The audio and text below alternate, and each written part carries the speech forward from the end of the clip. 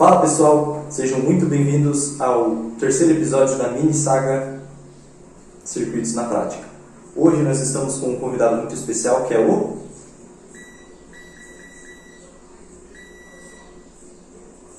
É isso, obrigado, Mara, pode sair debaixo da mesa. Bom, agora chega de zoeira. Então esse aqui é o cara que eu tinha comentado para vocês na última aula, que é o multímetro. Ele é um cara multitarefas, ele faz muita coisa e ele serve para misturar vários tipos de parâmetros diferentes. Eu até trouxe uma lista aqui porque é muita coisa. Ele junta a capacidade de vários tipos de equipamentos eletrônicos diferentes, equipamentos esses para poder fazer medidas tanto de tensão, corrente, etc. Então, dentro dele, nós temos o que seria um voltímetro, que é para medir a tensão, tanto contínua quanto alternada. Ele serve também como um amperímetro, que também é para medição de corrente, contínua e alternada. Um ohmímetro, que é para medir a resistência tanto de componentes, quanto às vezes você tem um circuito e quer saber qual que é a resistência equivalente da visão, né, de um certo ponto do circuito. Serve também para frequencímetro, que é para medir a frequência, às vezes, por exemplo, da instalação elétrica. Eu quero saber qual que é a frequência que ela está oscilando, né, no caso de uma tensão alternada, né? E aí eu posso medir, vai dar 60 Hz aqui no Brasil. Capacímetro também, para medir a capacitância de componentes. Termômetro, no meu caso aqui o meu também tem a capacidade de medir temperatura. Ganho de corrente de transistores, então no meu caso aqui ele não tem, mas existem multímetros que são capazes de medir o ganho beta, o ganho HFE, ou ganho de corrente de um transistor. Ele também serve para medir continuidade, que foi o que a gente usou aqui para poder fazer essa brincadeirinha aí, que basicamente eu pego os terminais e encosto, e quando eles encostam eu tenho medida de continuidade. Então eu posso colocar, por exemplo, num lado de um fio e do outro lado do fio e medir se ele tem contato entre as extremidades.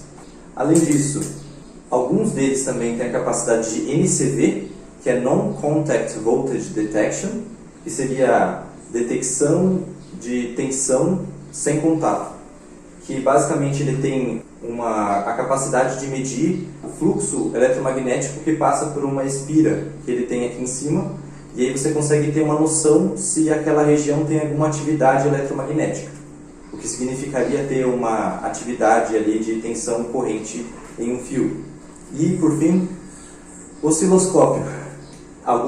Esse aqui é um pouquinho mais simples, mas alguns são mais sofisticados e têm capacidades aí que seriam de um osciloscópio. Você consegue ver o sinal passando aqui na tela dele. E, por fim, ele ainda cozinha, lava e... o que mais? E passa para você. Bom, eu não vou falar muito sobre o funcionamento dele. Eu vou falar bem brevemente, falando sobre algumas classificações. No entanto, falar da história dele e tal é muita coisa porque, como falei, ele é a junção de várias coisas. Existem várias classificações de multímetros. E eu vou falar para vocês algumas, e eu vou na sequência do que é mais importante, que eu considero mais importante, até o que é menos importante. Então, a primeira classificação diz respeito a ele ser analógico ou digital. O multímetro que é analógico, ele tem a capacidade ele tem funcionamento analógico. Então ele vai ter uma agulha lá dentro, e ele vai ter uma bobina, e aí a corrente vai passar por essa bobina e vai fazer a agulha se mover, e aí de acordo com a posição dela você vai medir a tensão, a corrente ou às vezes a resistência do que você estiver medindo. No caso do digital, que é o caso do meu aqui, ele vai funcionar com um circuito em que vai ter um microcontrolador dentro dele, e aí esse microcontrolador, junto com alguns sensores, vai ser capaz de fazer algumas medições e além até do que muitas vezes um multímetro analógico vai conseguir medir. Tem gente que discute sobre o que é melhor, um multímetro digital ou um analógico. Para quando a gente fala de um multímetro que é mais baixo custo, talvez essa diferença não vai ser tão grande. Talvez o multímetro analógico e digital vão ter o mesmo desempenho aí e você vai ter só a diferença no custo. Então, o interessante é você ver o que vale mais a pena na questão de custo-benefício. No entanto, quando nós falamos de multímetros digitais que têm uma qualidade maior e, portanto, um custo maior, eles vão ter mais funcionalidades do que os multímetros analógicos. Então, a tendência é de que os multímetros digitais mais caros vão ter um desempenho melhor, superior aos analógicos. A segunda classificação, que é muito importante para os multímetros, é quanto à forma de escala deles. No caso, falando de multímetros digitais, que nem esse aqui. Eles podem ter escala automática ou escala manual. Então, a escala manual, eu vou estar colocando qual que vai ser a ordem de grandeza da mensuração que eu vou estar fazendo. Então, digamos que eu vou estar medindo um circuito e eu sei que ele vai ter em torno de 5 volts ali a tensão onde eu estou medindo. Então, eu vou colocar na escala de modo que ele apareça 5 volts e mais algumas casas decimais além disso, para eu ter uma noção do erro, certo? No caso, eu posso tentar mostrar para vocês com esse multímetro, que ele na verdade é escala automática. Ele automaticamente mensura qual que é a tensão ali e aí de acordo com isso ele vai adaptar a escala.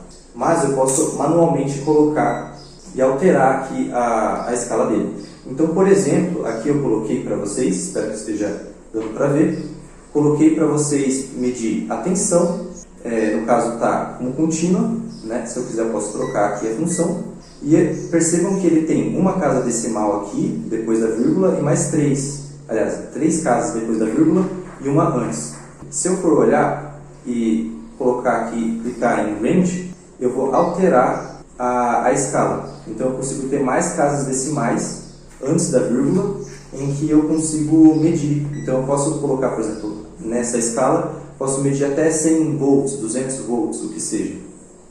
E aí, a escala automática é diferente. Eu posso colocar, apertar ele aqui no meu caso, e ele fica automaticamente. E aí eu vou mostrar para vocês medindo a tensão de uma pilha e como ele vai automaticamente detectar qual que é mais ou menos a tensão e ele já vai mostrar as casas decimais que são importantes para a gente. Então, eu estou com uma pilha aqui que ela está um pouquinho descarregada e ela está mostrando 1 volts e 354 milivolts. Automaticamente ele detecta qual que é a tensão, então se eu desconecto ele não sabe, e aí quando eu coloco, encosto, ele já automaticamente vai naquela escala que é precisa, que é necessária. Bom, até aqui é o básico sobre multímetros. Agora a gente vai entrar para uma parte um pouquinho mais avançada. Quando nós falamos de mensuração de tensão ou corrente alternada, nós temos duas classificações quanto a multímetros. Os que são True RMS, que nem esse aqui, que é melhor, e os que têm resposta média. Então, os que são True RMS, eles conseguem medir exatamente a tensão alternada de sinais que não são necessariamente sinais senoidais, que são ondas senoidais. Os que são resposta média, eles só conseguem medir precisamente os que têm uma tensão, uma corrente senoidal. Senão, eles vão ter um erro que vai agravar muito a mensuração e aí, por consequência, os que são True RMS tendem a ser melhor. Só que também eles podem ser mais caros, dependendo do modelo. Outra questão é a contagem, que diz respeito a quantos dígitos eu consigo ver no multímetro. No exemplo do meu multímetro, ele tem uma contagem de 6.000. Dá para ver aqui, é pequeno, mas ele tem uma contagem de 6.000. O que isso quer dizer? Que dentro dessa escala, ele consegue mostrar até 5999. Então, ele consegue mostrar os dígitos de 0000 até 5999. Além disso, às vezes você vai encontrar multímetros que não têm contagem. Às vezes, normalmente, eles são de 2.000 contagens, 4.000 contagens, 6.000 contagens, 10.000 contagens e assim por diante. No entanto, também tem outra forma de mensurar essa questão das contagens, que seria a quantidade de dígitos, realmente. Então, ele pode ter, no meu caso, ele seria 3 dígitos e 3 quartos. Por quê? Ele tem 3 dígitos que variam de 0 a 9 e um dígito que varia de 0 a 5. E agora, a última característica é a precisão. Então, quando nós compramos um multímetro, ele vai ter precisões para diferentes tipos de medida. Se eu for medir a tensão, ele vai ter, por exemplo, 0,1% de precisão. Isso quer dizer que ele vai ter alteração no último dígito dele. Em outros casos, quando eu for medir, por exemplo, a corrente, ele vai ter uma pressão diferente. Aí pode ser, por exemplo, 2% de erro. E daí ele pode ter, quando eu medir, por exemplo, 1 ampere, na verdade ele vai estar medindo um valor que vai estar variando ali em 2% para mais ou para menos. Por fim, os multímetros eles têm diferentes tipos de partes que a gente pode elencar. Então todo multímetro ele vai ter uma chave seletora, onde eu vou selecionar o que eu quero medir, e no caso dos multímetros que são de escala manual, eu ainda por cima não vou escolher só o que eu quero medir, mas também qualquer escala. Então na escala dos miliamperes, dos microamperes ou amperes, por exemplo. Além disso, ele também tem as entradas dos cabos. Todo multímetro vai ter, claro. Então ele sempre vai ter uma comum, em que você sempre vai usar na hora de medir qualquer coisa, e as outras 3, no meu caso aqui eu tenho 3, algumas vai ter uma só, outras 2, e em que você consegue mensurar coisas diferentes.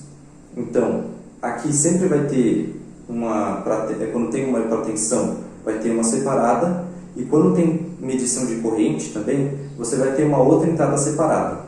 E isso é por causa da forma como é medida a corrente. O multímetro ele precisa que a corrente passe por ele, e ele não pode interferir no circuito. E aí, por conta disso, ele precisa ter uma resistência bem baixa na hora de medir a corrente. E aí, se você fizer um curto-circuito, ou colocar uma tensão muito grande nele, ele vai ter uma resistência baixa e por conta disso ele vai queimar. No caso, você vai queimar o fusível dele, que você vai ter que trocar depois.